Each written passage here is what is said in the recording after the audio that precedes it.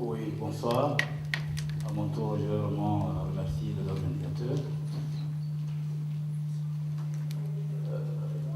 Je vais m'inscrire dans la même ligne que M. Toussaint Alain, parce qu'effectivement, le film nous a retracé le parcours de Laurent Gbagbo, le parcours de la Côte d'Ivoire. Alors, en ce qui concerne le traitement de l'information, il faut dire que c'est avec une grande indignation que nous avons suivi toute cette propagande. Moi, j'étais à Abidjan avant le premier tour. Entre les deux tours, j'y suis allé. Et je voudrais simplement dire que, et les documents sont disponibles, Alassane Dramane Ouattara et Laurent Gbagbo ont signé un document le 27 novembre 2010 où les deux disaient ne reconnaître les résultats sortis des urnes que proclamés par la Commission électorale indépendante et le Conseil constitutionnel. C'est pas où, et le Conseil constitutionnel. Alors, sur Gbagbo dictateur, nous avons très bien regardé au travers du film ce qu'est la réalité. Le père de la commission électorale indépendante, c'est Laurent Gbagbo. Le vote à 18 ans, c'est Laurent Gbagbo. Et puis il y a une série de questions comme ça. Alors, ce que je voudrais dire aussi, c'est que la constitution de la Côte d'Ivoire, en juillet 2000, a été votée à 86% par les Ivoiriens. Ça veut dire que les Ivoiriens croient en cette constitution-là. Je voudrais dire quelques mots sur les élections elles-mêmes. Alors, concernant ces élections, il y a eu un premier tour. Tout le monde a bien suivi comment ces élections se sont déroulées. Il y avait un protocole, lequel protocole amenait la commission électorale indépendante à donner des résultats provisoires. Le président du Conseil constitutionnel, sinon le Conseil constitutionnel était amené, après avoir vérifié la régularité des votes, à donner des résultats définitifs. Et ce sont ces résultats définitifs qui ont été certifiés par le représentant du secrétaire général de l'ONU, M. Choi. Vous remarquerez qu'au deuxième tour, les ambassadeurs des États-Unis et de la France, alors qu'il y avait forte collision, c'est-à-dire les 3 jours de délai impartis à la commission électorale indépendante, étaient purgés, et puis ces 2 ambassadeurs vont chercher à son domicile le président de la CEI pour l'amener au QG de campagne de M. Alassane Dramane Ouattara pour donner là-bas les résultats, enfin ce qu'on appelle les résultats. Ce que je voudrais dire, c'est juste une observation, mais là j'ai décliné tout à l'heure un protocole au premier tour.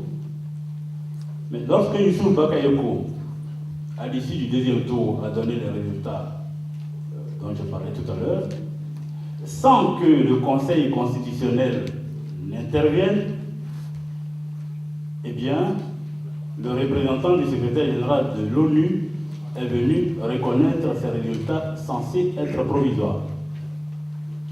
C'est de dire simplement que ce qui se passe en Côte d'Ivoire, ou du moins ce qui s'est passé le 11 novembre, 11 avril, ce n'est pas par souci de démocratie. C'est simplement pour qu'à la tête de la Côte d'Ivoire, il n'y ait pas un président indocible. Alors, Laurent Gbagbo, par ailleurs, ne s'est pas maintenu au pouvoir sans élection. Et ça aussi, ça existe partout sur Internet. Il y a plusieurs résolutions Alors, qu'est-ce qui s'est passé? Quand il y a eu le coup d'État en 2002, et le film l'a bien retracé, il y a eu un gouvernement dit de réconciliation nationale. En 2005,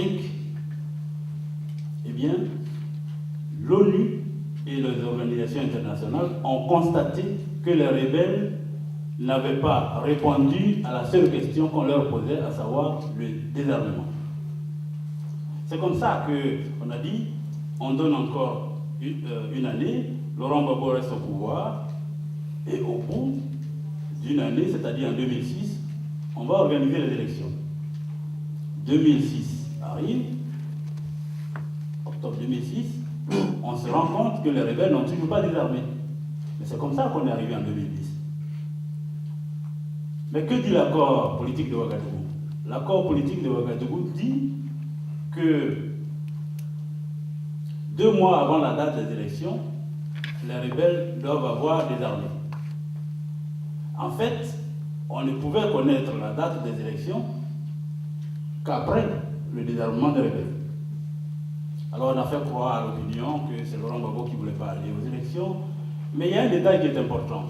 Vous savez, en Côte d'Ivoire, un soldat subalterne touche par mois 305 € environ, 200 000 francs CFA. Ceux qui ont pris le nord, ils ont découpé les régions en ce qu'ils appellent les comme-zones. C'est-à-dire, il y a un chef. Ça fait que ces comme-zones-là réunissent avec des raquettes, avec des véhicules qu'ils volent, mais avec toutes sortes de banditisme, autour de 5 000 € toutes les 2 semaines. Et c'est ça qui faisait que les gens n'avaient pas envie de désarmer. Mais en même temps, le représentant du secrétaire général de l'ONU a dit on va cantonner les rebelles.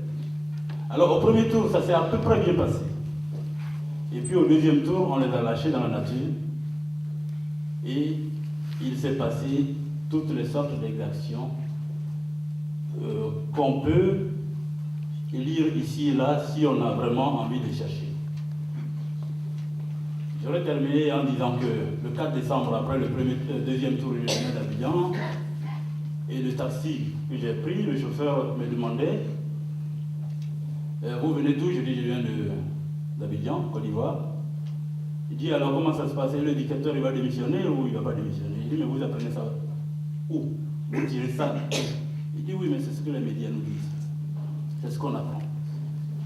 Alors, je voudrais moi attirer l'attention des uns et des autres, et j'aurai fini, sur le fait que le peuple de Côte d'Ivoire ne demande qu'à vivre en paix, ne demande qu'à vivre librement.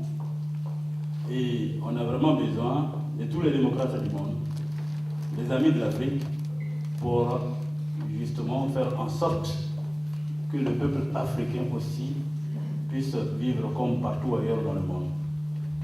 En tout cas, je pourrais apporter, mais pour autant que je sache, des compléments d'information au fur et à mesure de nos échanges. Je vous remercie.